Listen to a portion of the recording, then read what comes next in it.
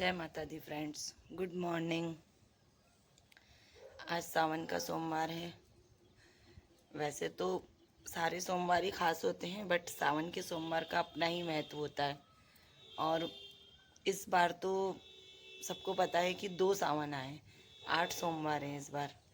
तो कल ही मैं नीचे सैलून में बैठी थी तो मेरी बात हो रही थी। तो ऐसा कहा जा रहा है कि 80 साल पहले 2 सावन आए थे और इस बार 80 साल बाद दोबारा ये 2 सावन आए हैं एक साथ, और वो भी पुरुषोत्तम महीने के साथ, अधिक मास के साथ। तो हम लोग, मतलब हमारी पीढ़ी जो है, ऐसा लगता है कि हम लोग बहुत भाग्यशाली हैं कि हमें 2 सावन देखने को मिले, क्योंकि अब फिर से 80 साल बाद आएगा तो हम लोग तो होंगे नहीं, और 80 साल पहले वाले जिन लोगों ने देखा होगा वो लोग भी बहुत भाग्यशाली रहे होंगे, क्योंकि सावन के 8 सोमवार बहुत महत्व रखते हैं। कुछ लोग कहते हैं कि भोलेनाथ का रोज सावन में अभिषेक करो, दूध दही जल शक्कर घी इन सब चीज़ों से। हाँ, वो बहुत अच्छी बात है कि रोज करना चाहिए, बट मुझे ऐसा लगता है कि भोलेनाथ तो ऐसे ओगरदानी है कि आप रोज उन पे एक लोटा जल भी चढ़ा दो तो वो बहुत खुश हो जाते हैं और आपकी सारी इच्छाएं पूरी कर देते हैं। तो अपने अपने सामर्थ्य के हिसाब से सभी लोग भोलेनाथ का अभिषेक करते हैं, बट भोलेनाथ के बारे में ऐसा कहा जाता है कि उन्होंने पत्थर मारने वाले को भी वरदान दे दिया था। जो व्यक्ति रोज उनके शिवलिंग पे पत्थर मार के आता था उसको भी उन्होंने वरदान दे दिया था। तो बस बात होती है श्रद्धा और विश्वास की। अगर आपकी श्रद्धा और विश्वास सच्चा है तो भोलेनाथ आपको वरदान अवश्य देंगे। और सावन का सोमवार है तो सोमवार का तो विशेष महत्व होता ही है, आप सबको पता है। चलिए, अब मॉर्निंग वॉक हो चुकी है, अब अपने काम निपटाते हैं। मिलती हूँ आपसे थोड़ी देर बाद। तेरे भाग्य के चमकेंगे तारे, पूरे होंगे सवाल तेरे सारे, भरोसा रख माता रानी पे, भरोसा रख माता रानी पे। आज फिर से अनुज की फेवरेट पाव भाजी विद लहसुन और टमाटर की चटनी। आ जाओ सारे, खा लो पाव भाजी। आप सबको पता है आज सावन का सोमवार है, तो जल्दी जल्दी सारे काम निपटा लिए। अब हम तैयार हो गए हैं, चलते हैं अपने मंदिर। वहाँ पर आज कीर्तन है और आज माता रानी ने भी रेड लहंगा पहना है, तो सभी बहनों को भी बोला गया है कि रेड कलर ही पहन के आएँ। तो मैंने भी रेड सूट पहना है। चलिए मंदिर में चलते हैं, वहाँ पे कीर्तन का आनंद लेते हैं और अपनी हाजिरी लगाते हैं माता रानी के दरबार में। मिलती हूँ आपसे कीर्तन में से आके। माता रानी की ज्योत प्रज्वलित हो चुकी है। माता रानी का स्वरूप ज्योति में प्रकट हो चुका है। जय माता दी। कहते हैं लाल रंग माता की निशानी होती है। आज सच में देख के लग रहा है लाली मेरी मात की जित देखूं उत लाल, लाली देखन मैं चली मैं भी हो गई लाल। इतनी सुंदर माता रानी। चलिए, अब हम मंदिर से आ गए हैं, अब थोड़ी सी अपने मन की बात कर लेते हैं। आज अपने मन की बात में हम जिक्र करेंगे कि सावन में कांवड़ यात्रा जो होती है वो क्यों करते हैं। आज मैं भी पढ़ रही थी ऐसे ही, तो मुझे पता चला कि सबसे पहले कांवड़ रावण ने और भगवान परशुराम राम ने उठाई थी। उन्होंने गंगा जल भर के भोलेनाथ पे चढ़ाया था। जब समुद्र मंथन हुआ था तो भगवान भोलेनाथ ने विष पी लिया था। उस हलाहल विष की वजह से भगवान भोलेनाथ के पूरे शरीर में गर्मी हो गई थी। तब रावण ने गंगा जी में से लोटा जल का भर के भोलेनाथ के शिवलिंग पे चढ़ाया था। तो उससे भोलेनाथ को बहुत राहत मिली थी। उनको विष के जहर की जो जलन थी, उस जलन में उन्हें बहुत राहत मिली थी। तो तभी से कहा जाता है कि कांवड़ में गंगा जल भर के ले जाने का चलन हो गया, और सभी भक्त अपने कांवड़ में गंगा जल भर के किसी भी तीर्थ स्थान से अपने पास के शिवालय में ले जाके चढ़ाते हैं, और भगवान भोलेनाथ उनकी सारी इच्छाएं पूरी करते हैं, सारी मुरादें पूरी करते हैं। आज कांवड़ियों से मुझे याद आया कि हम लोग जब भुवनेश्वर गए थे उड़ीसा में, तो वहाँ से हम गंगा सागर भी होके आए थे। कहा जाता है कि सारे तीर्थ बार बार, गंगा सागर एक बार, बट मेरे ऊपर गंगा मैया की, भोलेनाथ की ऐसी कृपा रही है कि मैं अपनी ज़िंदगी में 2 बार गंगा सागर होके आई हूँ। अभी जब हम लोग गए थे गंगा सागर 2018 में, तब हम लोग पहले भुवनेश्वर गए थे, उड़ीसा के भुवनेश्वर में। तो वहाँ पर सावन का ही महीना चल रहा था। तो भुवनेश्वर में मैंने देखा कांवड़ियों की इतनी धूम मची हुई थी, इतनी धूम मची हुई थी कि उन लोगों को देख के, उन लोगों की मैंने जो सारी वीडियोस बनाई थी, वो सारे कांवड़ियाँ वहाँ पर हम लोग लिंगा टेम्पल में गए। भुवनेश्वर में लिंगा टेम्पल जो है भोलेनाथ का, वो बहुत प्रसिद्ध टेम्पल है। वहाँ हम लोग को इतना अच्छा लगा जाके।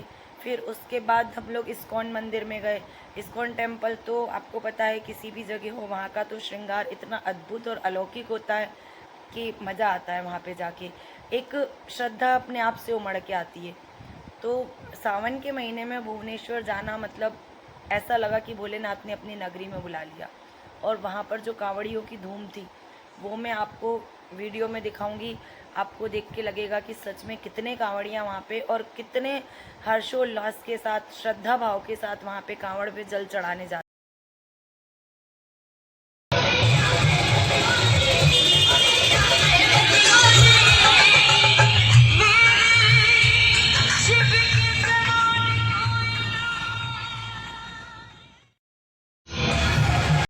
उसके बाद अगले दिन हम लोग जगन्नाथपुरी गए भुवनेश्वर से। जगन्नाथपुरी में वहाँ पे भगवान जगन्नाथ जी, बलराम और सुभद्रा का मंदिर है। तो वहाँ पर जगन्नाथपुरी के बारे में मैंने पहले अपनी पिछली वीडियो में चर्चा की है, तो वहाँ की भी मैं वीडियो आपके साथ शेयर करूँगी। और उसके बाद जब हम लोग गंगा सागर गए, तो वो पूरा एक टापू पे बना हुआ है, समुद्र के बीचों बीच। तो रास्ते में जब हम लोग जा रहे थे तब मैंने वहाँ की वीडियो बनाई थी। बट उसके बाद जैसे ही हम लोग उधर शिप के पास पहुँचे, वहाँ पे शिप से जाना पड़ता है, तो मोबाइल डिस्चार्ज होने की वजह से मैं वहाँ की आगे की वीडियो नहीं बना पाई। और जब हम लोग पहले गए थे, तब मैं शादी के पहले गई थी, आज से 30 साल पहले। तो उस समय मोबाइल ही नहीं चलते थे, तो उस समय की कोई फ़ोटो वीडियो नहीं है। बट गंगा सागर में भी भगवान बलराम और सुभद्रा की जो मूर्ति है, कृष्ण बलराम और सुभद्रा की, पहले जब हम लोग गए थे तब ऐसा मानना था कि समुद्र में से 3 दिन के लिए ही सिर्फ गंगा सागर के भगवान जी बाहर आते थे, और 3 दिन बाद वापस वो जो मूर्तियाँ थी समुद्र में डूब जाती थी। तो उस समय सिर्फ 4 से 5 दिन के लिए मेला लगता था जब हम गए थे। बट इस बार गए थे तो इस बार जाके बहुत अच्छा लगा। इतनी टेक्नोलॉजी आ गई है कि वहाँ पर अब पूरा शहर बस गया है गंगा सागर में। पहले जब हम गए थे तो वहाँ पे हम लोगों को घास की झोपड़ियाँ थी, उसी में रहना पड़ता था।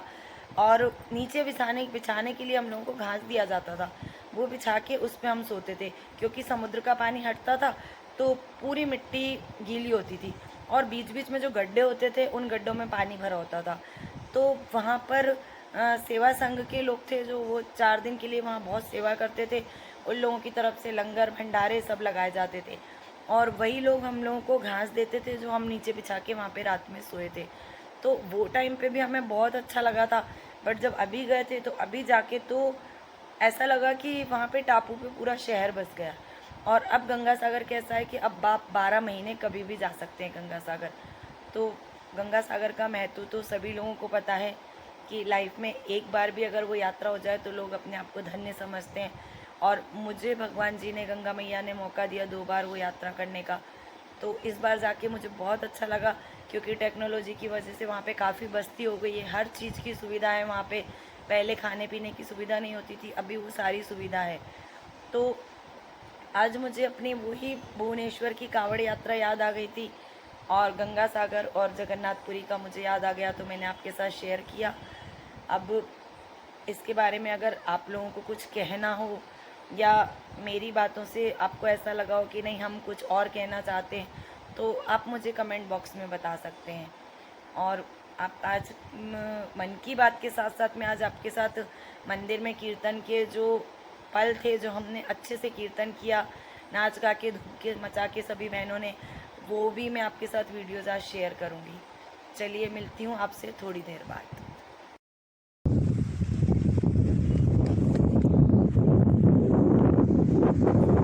ये जब हम लोग जगन्नाथपुरी पहुंच गए थे, तो ये वहाँ पे समुद्र तट पे देखिए कितना सुंदर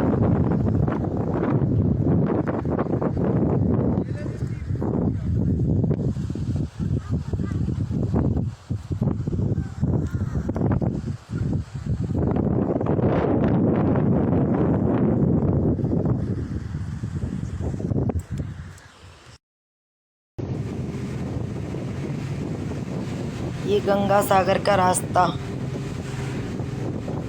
चारों तरफ टापू जैसे छोटी छोटी हट बनी हुई है। बहुत सुंदर रास्ता है। इससे आगे की वीडियो नहीं ले पाई।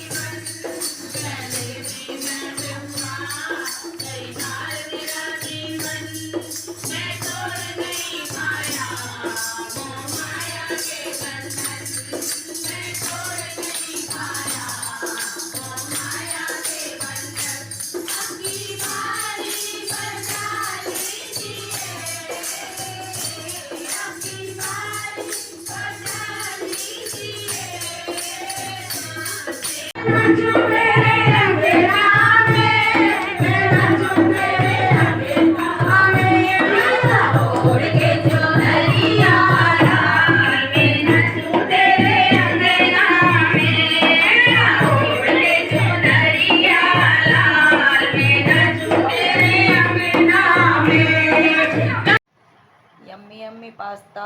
गप्पू खाना जल्दी, ठंडा हो रहा है। कितनी देर से रखा है? बस खा ही रहा हूँ। इस बार अपन ने टफी के बाल ज्यादा छोटे नहीं कर दिए। हाँ, बहुत ज़्यादा होती है गंजी हो गई, इतनी छोटी छोटी सी लगने लगी। सच्ची है।